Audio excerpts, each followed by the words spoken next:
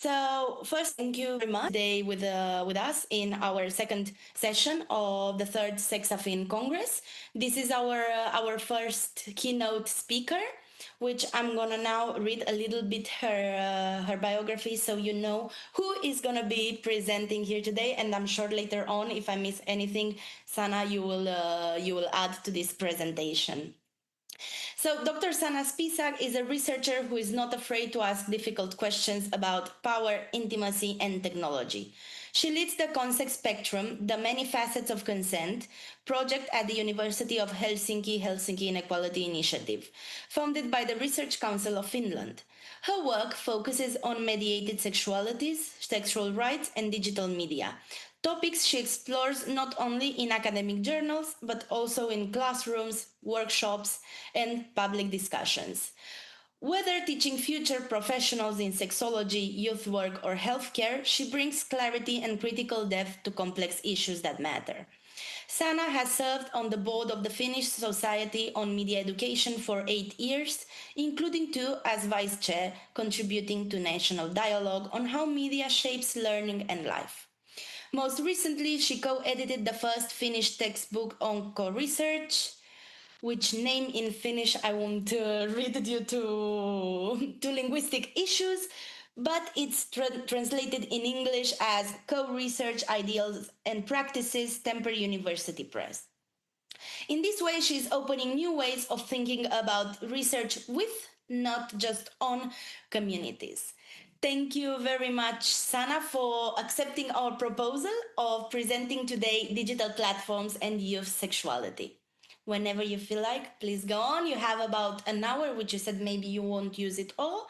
And later on, we'll have another session of Q&A. Thank you very much for being here today. Thank you. Thank you so much. And hello, everyone. It's fantastic to see many of you here today. And thank you for joining this important conversation. And a big thank you to the organizers of this wonderful conference for inviting me to speak about digital platforms and youth sexuality. So today we will talk about Finnish youth and digital platforms. We consider how young Finns use these spaces to explore sexuality and sexual health. And we will think, what does that mean, for example, for educational efforts? So my name is Sanna Spišák, and I'm an academic research fellow at the University of Helsinki, Finland. And as mentioned earlier, I lead a research project called Concept Spectrum, and it's funded by the Research Council of Finland. In this project, we investigate how sexual consent is understood, negotiated, communicated, and perhaps even contested in various social, institutional, and cultural contexts. And as already mentioned, my research focuses on sexual rights, sexual ethics, sex education, and how young people and young adults practice intimacy in digital media. And here's my main point. Internet safety actions and media and sex education must go beyond risk and harm. And why is that? Because moralistic and shame-based educational materials can do real damage. They can increase discrimination, marginalization, and inequality, and they can harm young people's sexual well-being. We will explore this argument more closely today. So beyond publishing academic work, I have worked closely with several NGOs in Finland to strengthen media education.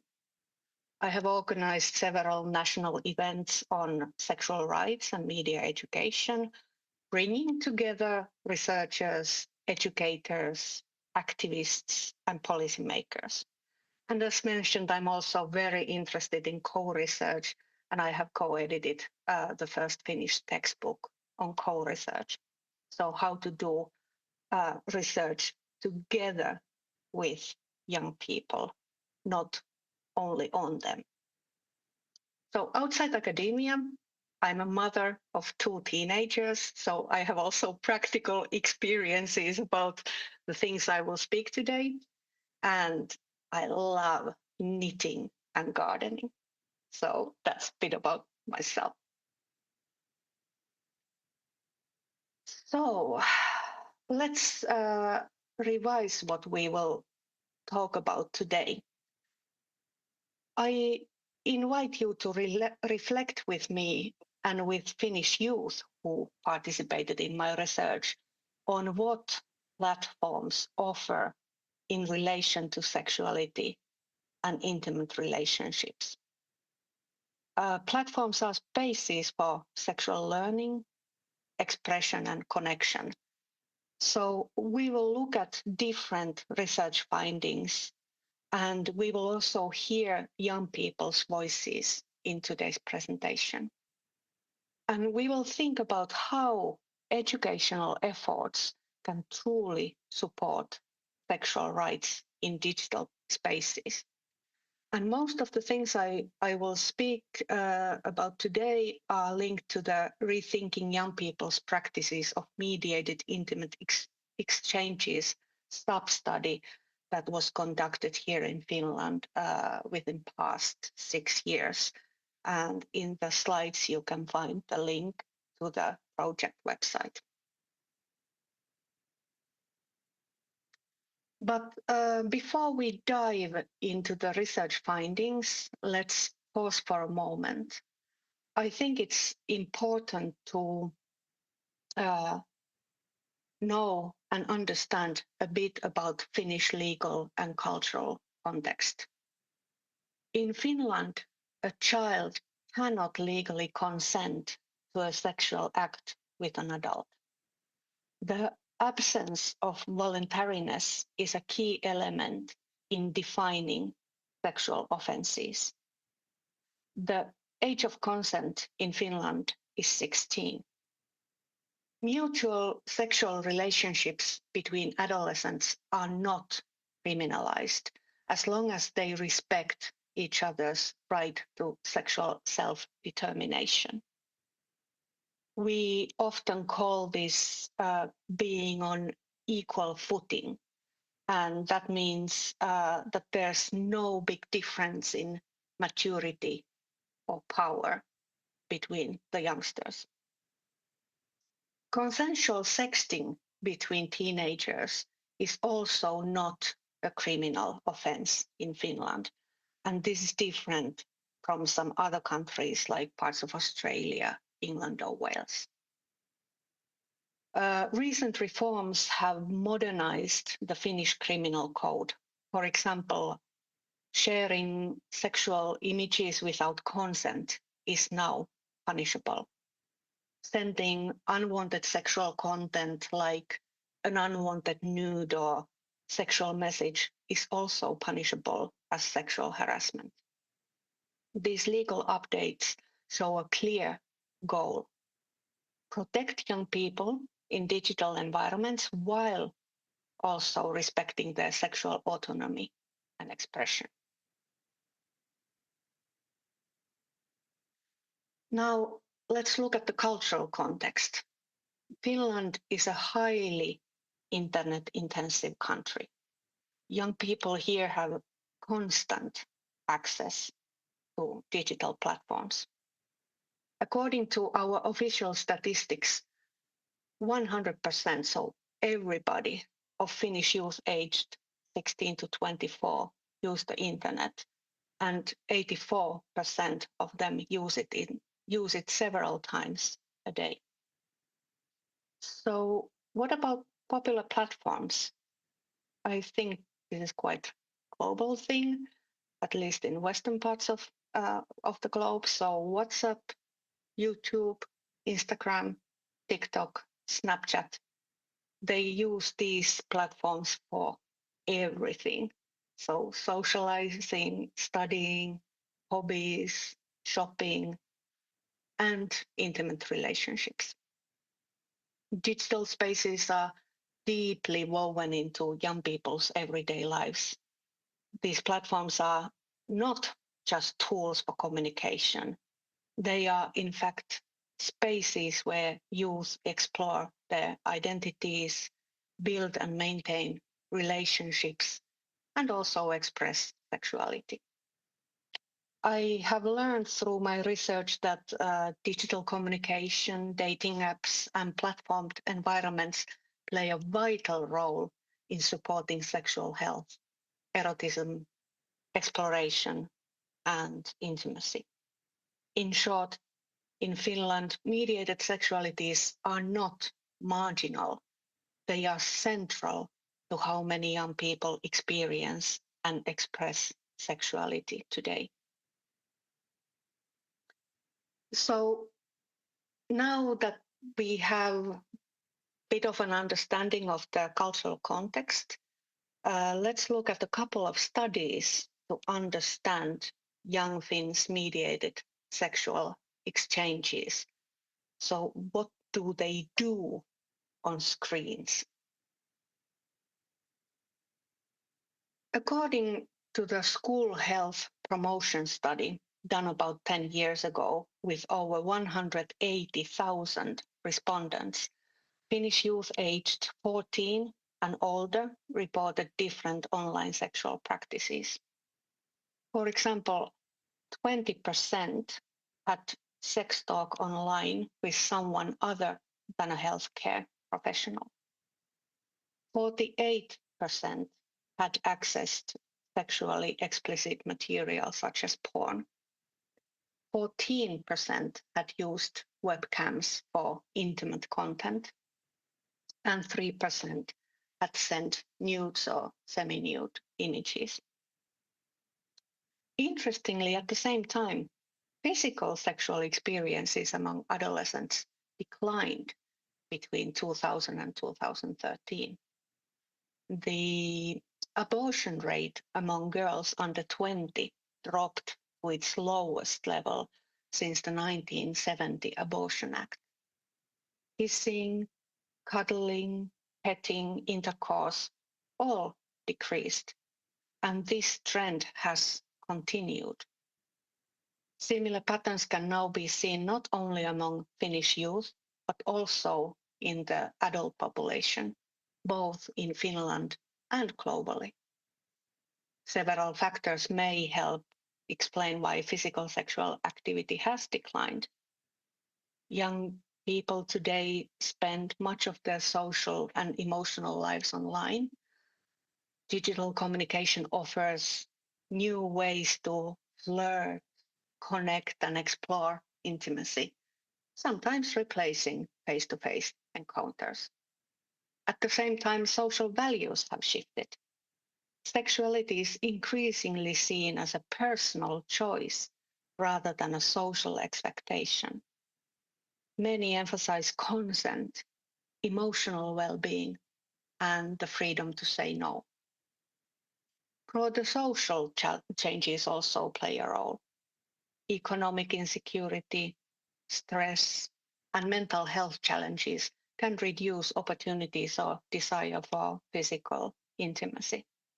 And across the world, not only among youth, but also among adults, similar patterns have been observed.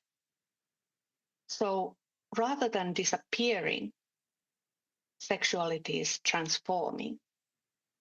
It's taking new forms shaped by digital culture, changing relationships, and evolving ideas about what intimacy means today. I also think that these findings, what school health promotion study had, suggest that while young people do engage in practices that are often framed as risky, the broader picture is much more complex. Rather than showing inevitable harm, these developments may reflect greater awareness, more informed decision-making, and increasing sophistication in how young people navigate sexuality in a digital age.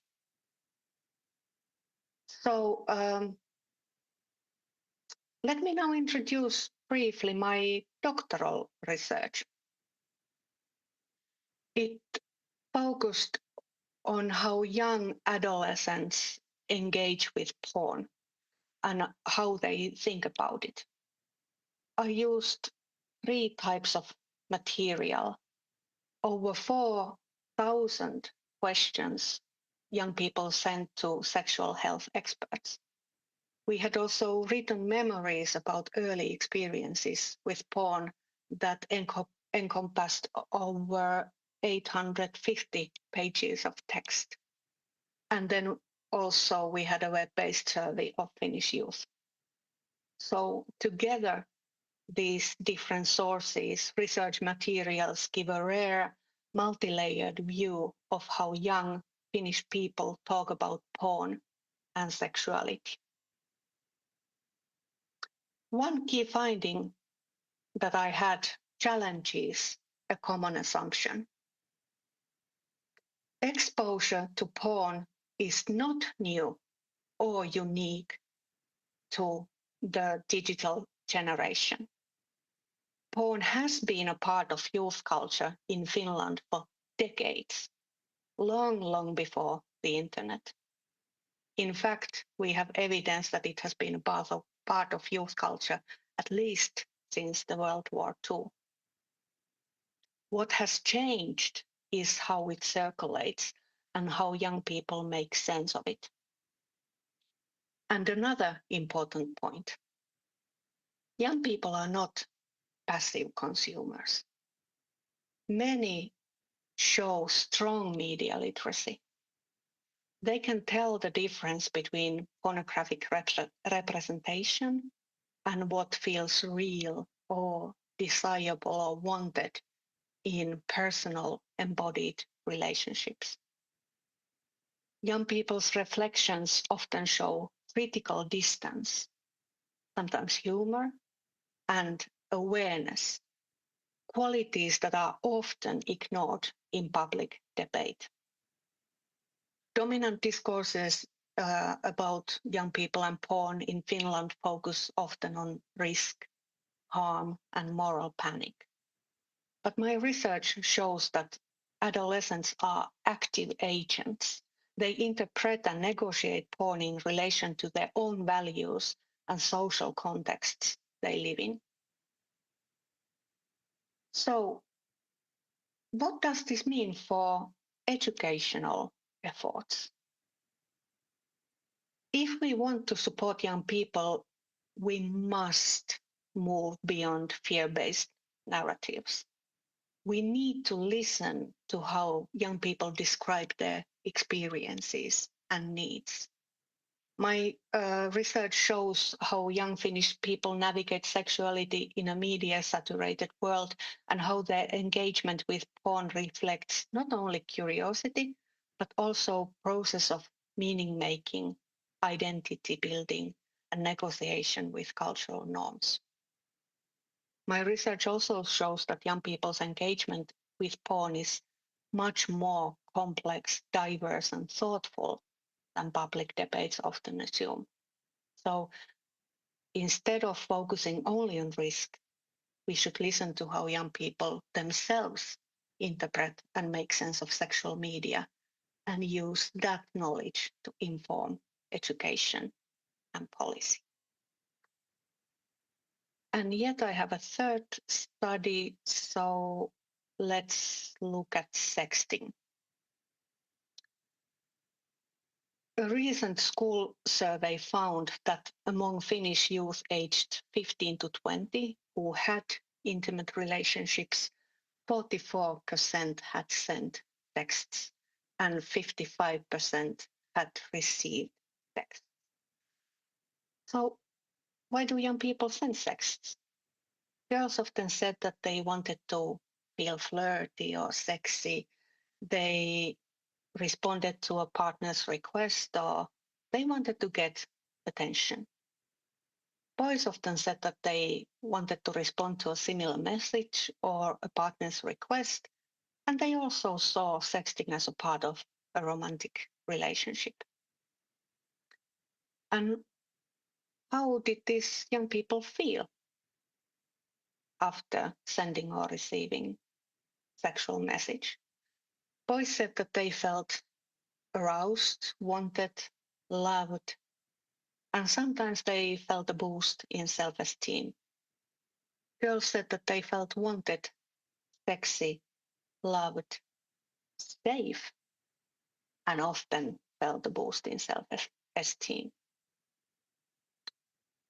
So to sum up these results of the survey, sexting in youth romantic relationships is common among Finnish young people, and it's often positive, especially for girls, though negative feelings were also reported among girls. These findings challenge the dominant sexting panic narrative, which tends to focus only on harm. So to conclude this part, social media and communication technologies are deeply woven into Finnish youth's everyday lives. Platforms and devices are part of how they build and maintain intimate connections. Meeting people, flirting, dating, having sexual interactions, and even breaking up online is as normal as offline. Digital environments create real opportunities for sexual expression and pleasure.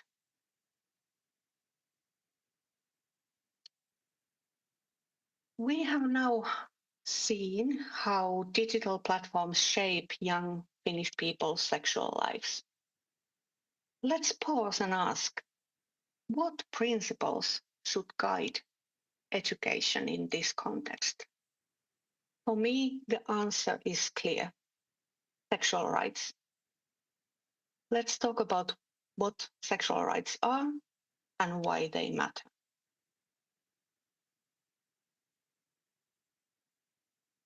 Sexuality is a core part of human life throughout the entire life cycle. And this is important. It's not just about sexual acts. Sexuality is about identity, relationships, communities, feelings, desires, and attitudes. And sexuality is protected by fundamental human rights. International organizations like the World Association for Sexual Health, the International Planned Parenthood Federation, World Health Organization, and the United Nations have made it clear. Sexual rights are an intrinsic part of sexual health. The World Health Organization defines sexual health as a state of physical, emotional, mental, and social well-being in relation to sexuality, requiring a positive and respectful approach to sexual relationships and the possibility of having pleasurable and safe sexual experiences, free of coercion, discrimination, and violence.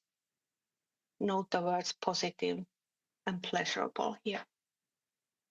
So, in short, sexual health is only possible when sexual rights are respected and fulfilled. These rights guarantee autonomy, bodily integrity, and freedom of expression. And today, these principles extend into the digital world.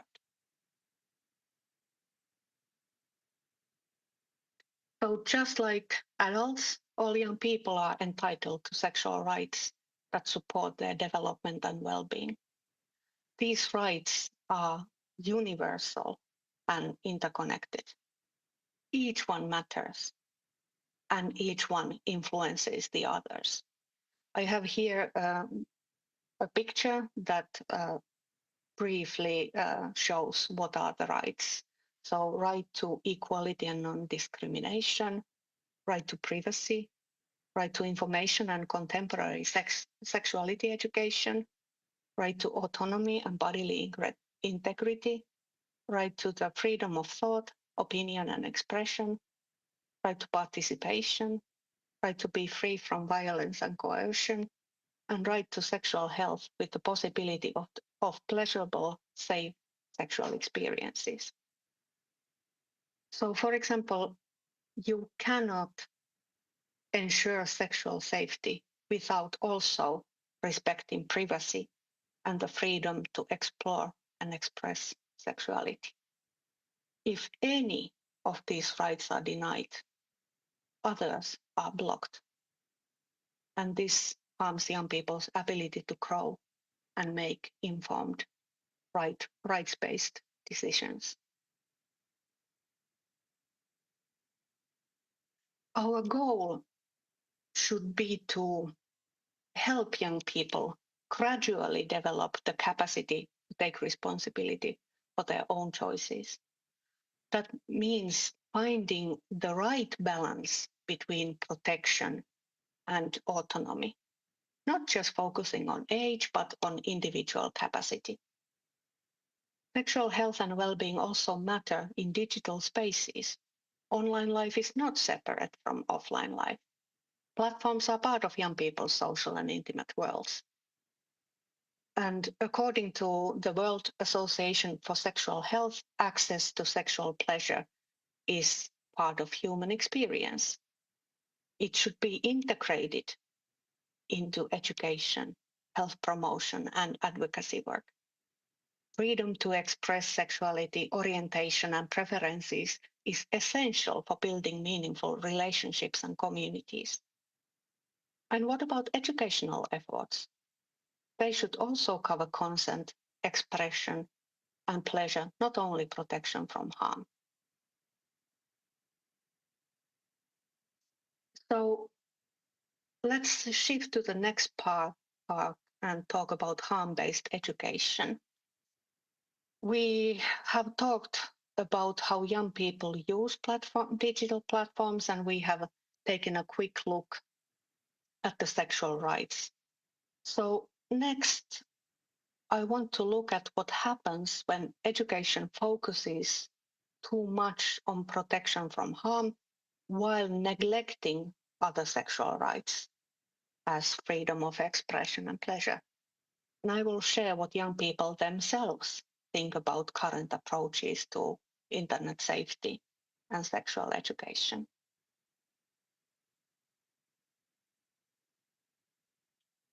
So, why can harm-based education actually violate young people's sexual rights? In Finland, we have worked for decades to promote equality and non-discrimination. We have strong laws, the Non-Discrimination Act and the Equality Act. These laws recognize gender and sexuality as fundamental rights. That's why it's troubling and confusing that many official internet safety campaigns in Finland ignore consent, ethics, and sexual rights. Instead, they frame everything around risk and focus on warnings about potential dangers, no sexting rules, and stressing personal responsibility to avoid exposure. Post no photos, leave no traces, as one popular saying goes. I studied official internet safety materials published in Finland between 2017 and 2020. What did I find? Most of them push one clear message: digital abstinence. In other words, not to engage in sexual exchanges online at all is the most responsible way to manage online reputations, maintain a positive digital footprint, and pursue a respectable online identity. When official warnings frame digital spaces as inherently unsafe, it becomes very hard to move beyond harm-based narrative. And many scholars have pointed this out. Many of them are speaking in this conference within the next few days. A harm-based narrative morality tales about inevitable harm and shame dominate educational materials. These materials use sexual shame as a tool for social control to discourage young people from any mediated sexual practices. So instead of empowering youth with knowledge about consent and rights, these materials with their messages reinforce fear and sexual shame and stigma. And that's exactly what my research challenges. We need to replace shame-based strategies with rights-based, consent-focused education that reflects the realities of young people's digital lives. Let me give you one example. A TikTok video from the National Bureau of Investigation in Finland was called "Rewind Doesn't Work in Real Life." It shows how a private photo sent to a friend starts to spread uncontrollably. And the moral of the story? I shouldn't have sent that picture. Better yet, I shouldn't have taken it at all, says the victim of non-consensual image sharing. The solution offered in this TikTok video is very simple. Don't take intimate photos. But Finnish young people didn't buy this at all. In fact, they were outrageous. On social media, they criticized the campaign for blaming the victim and ignoring the real issue, non-consensual image sharing, which is a crime in Finland. Young people saw this TikTok video as shaming victims instead of addressing clearly unethical and illegal behavior. They demanded the police take this video down, but the police didn't do that. This is the problem with risk-based approaches. They focus on fear and control, not on consent, not on ethical behavior or sexual rights. And young people notice this. They tell us these messages are outdated. What they want is education that respects autonomy and focuses on consent, not moral panic. And this is what one of my research participants had to say about this issue. I think we shouldn't go for banning because that very easily translates to victim blaming. Why did you do that? And because we live in an atmosphere where victims of sexual crimes are always blamed, we shouldn't contribute to such ideas. And I think sending texts and nudes can enrich one's life too. During COVID, this has been one of the only ways to communicate sexually semi-safely. And I say semi-safely because there are always risks in digital communication. I have seen some good advice on balancing these risks, like crop your face out of the picture, show your body neck down, and so on. Nobody can link this photo to you if it doesn't have your face. Another thing is that every person has a right to express their sexuality as long as they respect other people's sexual rights. So don't do any sexual acts without consent. I talk a lot about the importance of constant communication, and bloody hell, we should get this as an integral part of sex education, not just for certain groups of people, but for everybody. Wise words from a young person. And as another young person who participated in my research explains, the main point can't simply be that you shouldn't have taken those pictures in the first place. When these kinds of videos are spreading online, especially by the police, young people won't seek help, especially from the police. I think this is not a small mistake because these things do matter. If I had seen such videos when I was younger, I certainly wouldn't have wanted to ask for any help for my own situation. Also, very powerful and important message. So, young people who participated in my research are very clear. The way we currently teach about mediated sexualities is problematic. It limits young people's sexual rights. Even worse, it can fuel victim blaming when something goes wrong and make perpetrators invisible, like it happened in the TikTok video published by the National Bureau of Investigation in Finland. These approaches often pile unnecessary shame on victims of coercion or exploitation, instead of clearly calling out unethical, non-consensual, and potentially criminal behavior. Education that focuses only on harm does not create an inclusive environment that respects fundamental sexual rights. In fact, when we ignore those rights, we risk reinforcing sexual shaming and marginalization. Moreover, this kind of approach does not help young people to develop the capacity to exercise their rights autonomously. The idea of evolving capacities means we need to think about internet safety education or sex and media education in a progressive and dynamic way. Using shame to regulate appropriate behavior can trigger toxic shame, and that leads to harmful consequences. I see these kinds of educational approaches as violations of sexual rights. If we keep promoting shame-based education and keep rendering perpetrators invisible, we normalize sexual harassment and non-consensual behavior online.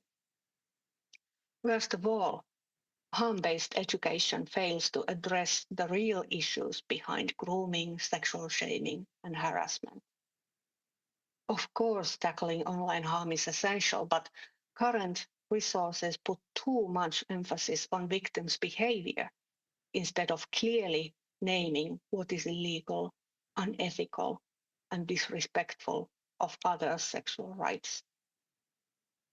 A heavily protectionist approach, like a blanket no sexting rules at the expense of other sexual rights, can harm young people's overall sexual health and well-being. If those rights are denied, sexual safety cannot be achieved, and young people's evolving capacities cannot fully develop. I believe that these kind of educational efforts are well-intentioned and aim for positive outcomes, but we can do much, much better. Completely removing expressions that might be interpreted as sexual from online social interactions doesn't seem like a socially sustainable solution in these digital times.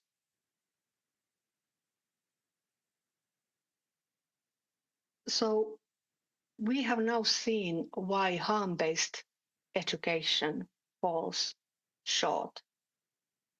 It focuses on fear, control, and shame, while ignoring consent, ethics, and sexual rights. I think it's time to change the lens. Instead of asking, how do we stop risk? We could ask, how do we protect rights? Rights-based education empowers young people. It respects autonomy. It teaches consent. And it creates safer, more inclusive digital spaces.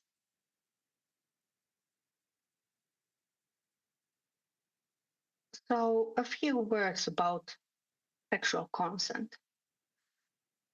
It has become a cornerstone in conversations about sexual safety and non-discrimination. Social justice movements like Me Too and the likes have raised global awareness of how widespread non-consensual encounters are. One of their most powerful messages is simple. Make sure you have affirmative consent, whatever it is you want to do. Consent is often defined as autonomy and bodily integrity, the ability to make sexual decisions freely, without any pressure or coercion. As the World Association for Sexual Health states, everyone has the right to control and decide freely on matters related to their sexuality and their body. This includes the choice of sexual behaviors, practices, partners, and relationships, with due regard to the rights of others. And finally, when it comes to consent itself, how do we teach it in practice? How do we help young people understand what consent truly means, how to give it, and most importantly, how to make sure that they have it before they act? Nowadays, educational approaches that rely on morality tales and sexual shaming are outdated and frankly bad pedagogy. We need to move away from harm-based responses and towards education that endorses sexual rights. This protects and empowers young people. Educational efforts that respect the indivisible sexual rights of young people are the most ethical, holistic, and human rights-based way to address online harms. All young people are entitled to protection and also to sexual exploration, expression, and pleasure. Those creating internet safety materials and educational materials must strike a balance, the right to be protected and the right to exist as sexual beings. Shifting from a paternalistic protectionist approach to one that reflects the full spectrum of sexual rights does not compromise safety. On the contrary, learning to respect others' sexual rights addresses the root causes of online abuse and exploitative leaks, because sexual rights also come with responsibilities. Since platforms are central to young people's lives, we must rethink sexual safety and re-evaluate our pedagogical strategies. Risk avoidance and harm-based approaches don't teach consent, ethical behavior, and fundamental rights. Instead of cautionary tales about shame and disaster, education should make visible the behaviors that violate sexual rights and are potentially criminal. Platforms and communicational technologies have transformed young people's sexual practices and intimate relationships. And these matter deeply for young generations. So we need to rethink how to support their evolving capacities and sexual agency in today's networked society. Harm-based educational responses don't just fail. They can actually increase discrimination, marginalization, and inequality while harming young people's sexual well-being. This is the very reason why we need to go beyond risk and harm. Sexual rights are rooted in civil and human rights. They include a positive concept of sexual health that goes beyond reproduction, focusing on well-being and sexual freedom. These rights are not just a topic for sexology. They are a recognized framework for equality, autonomy, bodily integrity, and freedom of expression. And these principles shape the well-being of individuals and communities. I think sexual rights offer the best foundation for sexual education and internet safety. They are not about paternalistic protection. They are about the right to exist as sexual beings. And as one young person who participated in my research mentions, young people are sexual beings. Sorry, I have wrong slide here. Yeah, so we talk quite a lot about how much people send these kind of images, although it's somehow stigmatized. It would be best if you didn't admit that. Well, perhaps it's not such a bad thing among us young. But if we think of adults who are older than me and how they perceive these things, I think they don't understand. Because I think it's totally natural since social media and the internet are part of young people's lives. It's as real space as some shopping malls, seating areas where people used to hang out. Of course, sexuality is visible in social media because it's our immediate environment. And I think it's naive to think that nobody would take such photos or send them. And as the International Planned Parenthood Federation reminds us, young people are sexual beings. They have sexual needs, desires, fantasies, and dreams. They should be able to explore and express their sexuality in healthy, positive, pleasurable, and safe ways. This can only happen when their sexual rights are guaranteed. So, before I wrap up, let's pause for a quick summary. A few key points to keep in mind as we move forward. If we truly want education to protect and empower our young people in digital environments, it must evolve with young people's realities. So here what it means in practice. Education must be progressive and dynamic, not static. Education should tackle online harms without blaming victims and putting too much effort to describe their behaviors. Education should name what is illegal, unethical, and rights violating. Education should move beyond the blanket no sexting rules to respecting all sexual rights. And those who create educational materials should remember that denying rights, any right, means that there's no real sexual safety and there's no evolving capacities.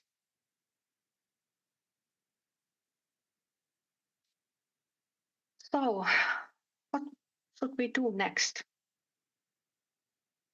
We need to create educational spaces that treat young people not as problems to be managed, but as rights holders and active participants in digital life. Let's build programs that focus on consent, ethics, and equality, not fear. Let's empower educators, policymakers, and parents to talk openly about sexuality and digital culture without any shame or panic. We need science-backed, multi-sided research to inform egalitarian, socially just policies that respect youth sexual rights, even in digital environments. And most importantly, let's trust young people's evolving capacities, their ability to learn, make choices, and care for one another online. Because when we respect their rights, we don't just make the internet safer, we make it more human. Thank you.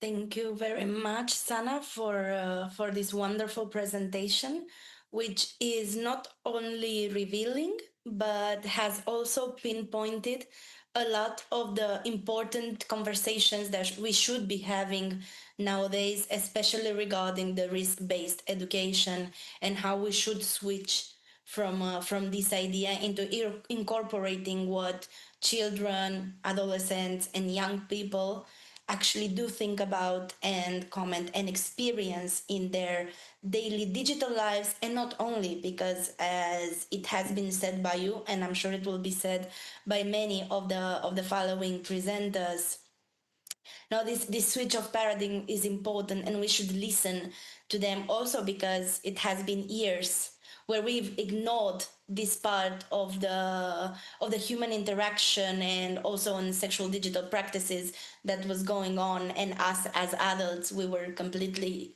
ignorant about it, and we had no idea what was going on.